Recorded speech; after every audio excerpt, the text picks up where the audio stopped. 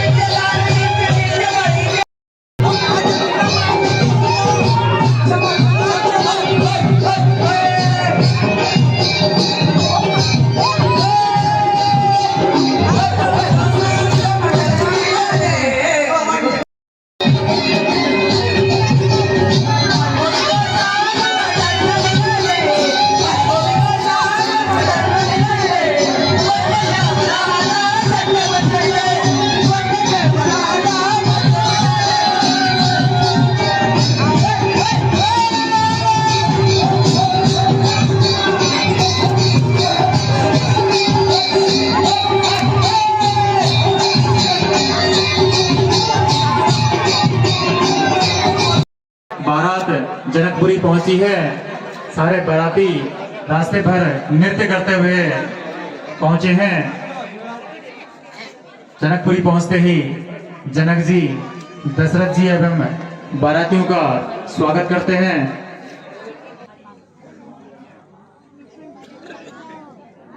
हरि ओम आके नगम्य देवासानि धर्माणि प्रथमान्यासन्नार्प्य सागुचार यस्याग्रे त्राण यं कंकटं कटाह दंसं दं खाए पैदा सुत करती पति कर कछव नहीं कामा। अर्थात अवधपुरी की स्त्रियों के तो अजब करतूत हैं, अर्थात अजब क्रियाकलाप हैं। इनके यहाँ तो केवल खीर खा के यहाँ पतियों को कुछ काम ही नहीं करना पड़ता है। तब रघुनाथ जी कह रहे हैं, नहु जन्मे मात पिता बिनु बनि वेद की रीति, तुमरे तो महिते सब उपजे अस हमरी नहीं रीति।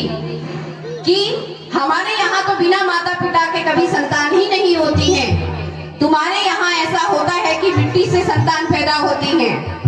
अब आगे की लीला।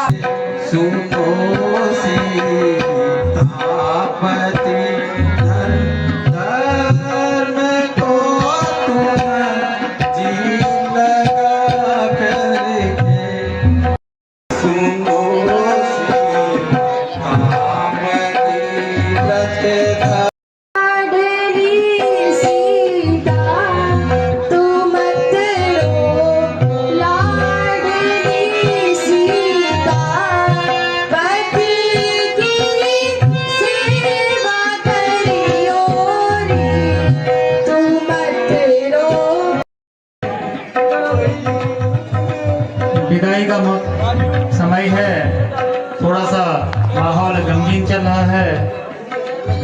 सीता जी के साथ ही उर्मिला जी, मांडवी जी और सूरजकर्णिका जी सभी अपने नारो चली नारो मेरी लाल, जा चली जा सोनास।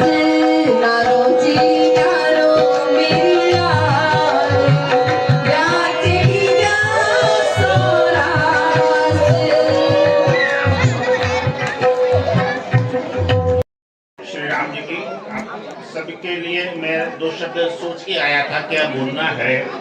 एक प्रसंग याद आता है, अध्यात्म रामायण में पढ़ा है कि जब राम को पता चला कि उनके पिताजी बहुत ज़्यादा दुखी हैं किसी कारणवश, तो राम जब उसमें महल में गए थे वो भवन में, उससे पहले गेट पे कैकेयी मिल गई। तो राम जी ने पूछा कि मेरे पिताजी क्यों परेशान हैं। तो कैकेयी ने कहा कि अपने पिताजी की परेशानी का कारण राम आप स्वयं ही हो। तो राम जो है ये बात सुन के बहुत भावुक हो गए। राम ने कहा कि मैं अपने पिताजी के दुख का कारण कैसे हो सकता हूँ, मेरे से ऐसा क्या अपराध हो गया। तो कैकेयी ने कहा कि राम आपसे तो कोई अपराध हो ही नहीं सकता है, आपने आज तक कोई अपराध किया ही नहीं है। लेकिन बताया कि आपके पिताजी वचनबद्ध थे और मैंने उनसे दो वरदान मांग लिए। एक तो 14 वर्ष का वनवास आपके लिए और भरत के लिए राज्यगद्दी। मैं अपने पिताजी की खुशी के लिए मैं कुछ भी कर सकता हूँ, लेकिन अपने पिताजी को दुखी नहीं देख सकता। ये राम के वर्ड्स थे जो अध्यात्म रामायण में लिखे हुए हैं। दूसरी बात ये थी कि राम अपने पिताजी को दुखी नहीं देख पाए थे और दशरथ अपने पुत्र राम को दुखी नहीं देख पाए थे, और इसी वियोग में दशरथ का ने प्राण त्याग दिया था। आज के समाज में जो इसकी गंभीरता है ये समझना चाहिए कि उस समय जो लोग सबको सहन कर सकते थे लेकिन दूसरों को दुखी नहीं देख सकते थे। ये बहुत महत्वपूर्ण चीज है जो रामायण की सभी लोगों को समझना चाहिए। धन्यवाद। स्वागत कर दीजिए सरकार, शक्ति देती है। हो रहा है, जिनके लिए आज इस मंच में, इस प्रांगण में हम सभी जनों को एक साथ एकत्र होने का सौभाग्य प्राप्त हुआ है, जिनके लिए माताओं ने, बहनों ने कलश यात्रा में अपनी भागीदारी सुनिश्चित की, जिनके लिए रामलीला कमेटी के समस्त पदाधिकारी और सहयोगियों ने रात दिन मेहनत करके निमंत्रण कार्ड बांटे, लाइट, टेंट और साउंड की व्यवस्था की। रिक्वेस्ट करूंगा एक बार मंच पर आए। के वंश अर्थात सूर्यवंश में एक राजा हुए थे हरिश्चंद्र। राजा हरिश्चंद्र अत्यंत ही सत्यवादी एवं धर्मात्मा थे। उनकी और साम्राज्य क्या है, आप मेरे प्राण भी मांगे तो भी अर्पित कर दूंगा। ओ, कर पाओगे क्या? ठीक है, देखता हूँ तुम्हारा ये गिरा हुआ साम्राज्य। कहने में और करने में बहुत अंतर होता है। ये हरिश्चंद्र सत्य को ही देव मानकर चलने वाला है, वो अवश्य करेगा। तो ठीक है, इसी क्षण का पालन करने वाले तुम ही हो।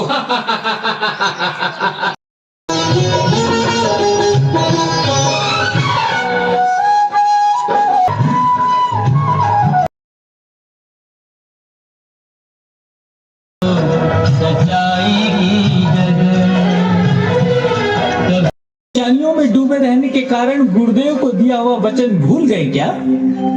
निर्धारित समय से पहले ही मैं अपना वचन पूर्ण करूंगा, थोड़ी करुणा की।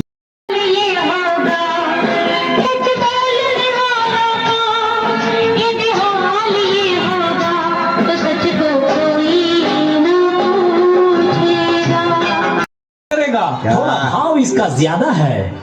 सिर्फ 1 लाख स्वर्ण मुद्राएं। अच्छा, हाँ, और 1 रुपया भी कम नहीं करूंगा। हेलो लाख, हाँ? ले लो पूरे लाख मुद्रा है। मैं क्या बोलूं? देव, उधर देखो, हरिश्चंद्र का पुत्र रोहिताश्व लकड़ियां बटोर रहा है। तुम जाकर उसे डस लो, जिससे वो मूर्छित हो जाए, जिसकी पीड़ा से वो एकदम व्याकुल हो उठे। आपकी आज्ञा का पालन मैं जरूर करूंगा।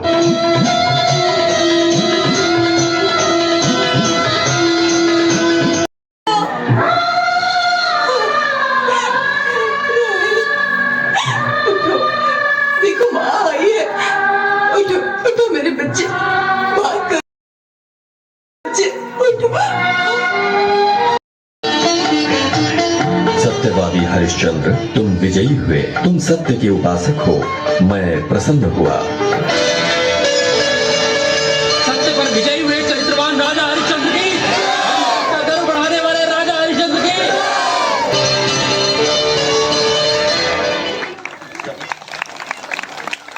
बोलिए मर्यादा पुरुषोत्तम भगवान श्री राम। सभी नगरवासियों सुनो, कल श्री राम का राज्याभिषेक होना है। कल राम का राज्याभिषेक? नहीं, ऐसे नहीं होगा। ए मंत्री, क्या कह रहा है तू? राम का राज्याभिषेक? हाँ? अरे मुंह में कीड़े पड़े, तेरे मुंह में कीड़े पड़े। क्या कह रहा है ऐसा? राजा तो मेरा भरत बनेगा, भरत, राम नहीं। कौन बनेगा? राम। अरे मुंह में तेरी,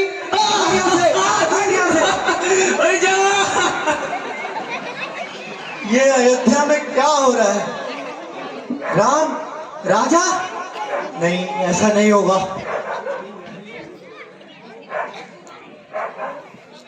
अरे महारानी केकई,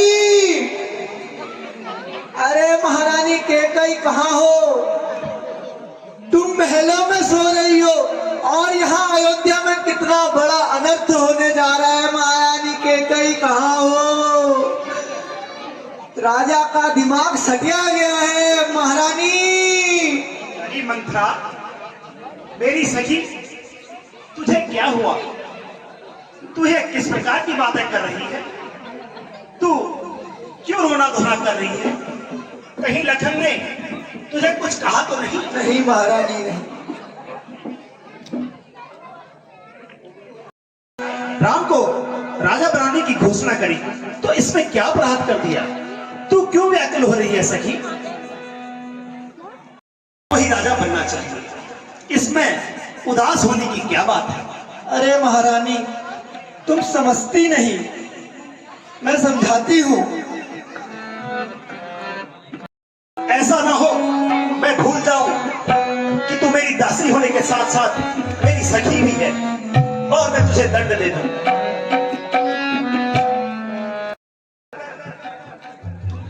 तुम्हारी बात कहीं सत्य होती है और मेरा भरत राजा बनता है तो मैं तुम्हें सोने चांदी में तोड़ दूंगी। जाओ, अब तुम अपने विश्राम स्थल में चली जाओ। ठीक है महारानी, आप देखना, जो मैंने बोला है वही होगा महारानी। जाओ मंथरा, तुम आराम करो। आज महाराज दशरथ देखेंगे कि एक क्रिया की क्या हद होती है। अगर स्त्री चाहे तो वह अपनी हर बात बना सकती है। जाओ, तुम्हें सुबह तक कुछ न कुछ शुभ समाचार मिलेगा। जो आज्ञा महारानी। अब मेरा भरत राजा बनेगा। वाह!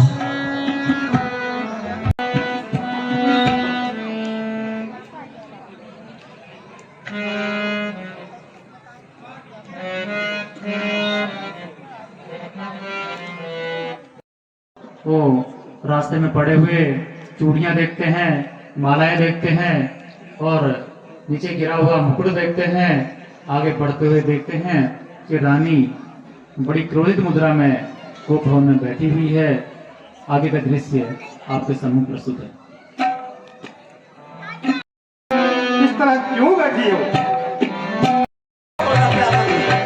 मैं जानती हूँ आप कौशल्या को मुझसे विचलित करते हैं, इसीलिए आपने राम को राजा बनाया।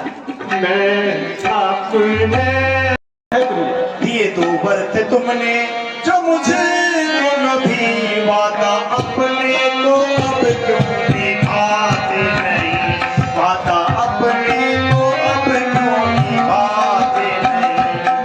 महाराज, आपने मुझे कभी दो वर्त दिए थे, आज मेरे को निभाने का समय आ गया है। राजी हूँ जिसमें तुम्हारी रजा, मैं तो राजी हूँ जिसमें तुम्हारी रजा।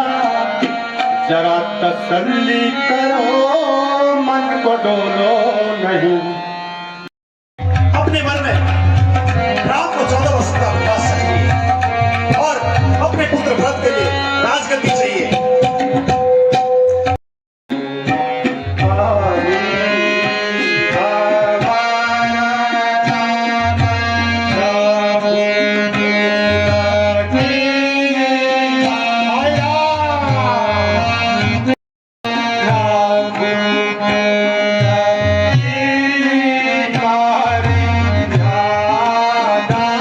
तो मेरा मानना आप निश्चित समझो। हे कुलक्षणी, तेरी ऐसी कैसी मांग है? आपने वचन दी है महाराज, आपको अपने वचनों का पालन करना होगा। मारे हैं पापी, क्यों तुम मारे हैं पापी? ओ राम की राह के मैं इन बातों को नहीं जानती, तुम आपको अपने वचनों का पालन मारे करना होगा। हैं जी सकता है। हे प्रभु, हे प्रभु, मेरे दुख को देखकर दुखी मत होना। हे सूर्य देव, हे सूर्य देव, कल उदय न होना। तुम्हारे उदय होते ही मेरे जीवन में अंधकार हो जाएगा, अंधकार आएगा।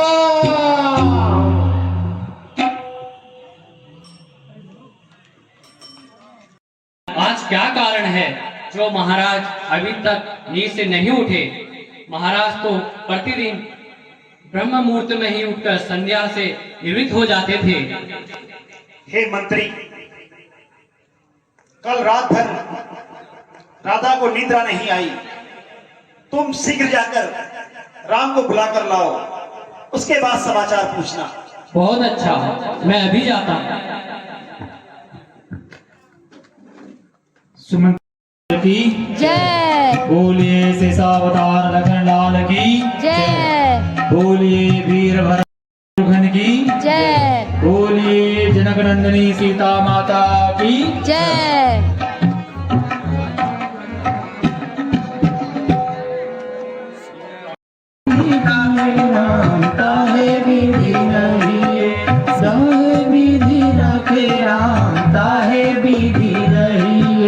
सीताराम सीताराम सीताराम कहिए, काहे विधि राखे राम, काहे विधि रहिए। मैं हो राम नाम, राम सेवा हाथ में। मुख में हो राम नाम, नाम सेवा हाथ में। तू अकेला नहीं प्यारे, राम तेरे साथ में। दोस्तों, आज की रामलीला रामचंद्र जी और जगत जननी माता सीता के शुभ विवाह से शुरू हुई और कैकेयी के 2 वरदान मांगने तक आज का रामलीला का कार्यक्रम समाप्त हो चुका है। अब कल राम वनवास होगा, तो राम की कृपा रही तो कल भी ज़रूर आऊँगी और आप तक ये कथा और ये रामलीला पहुँचाऊँगी। आज का वीडियो देखने के लिए बहुत बहुत धन्यवाद। नमस्कार। जय श्री राम।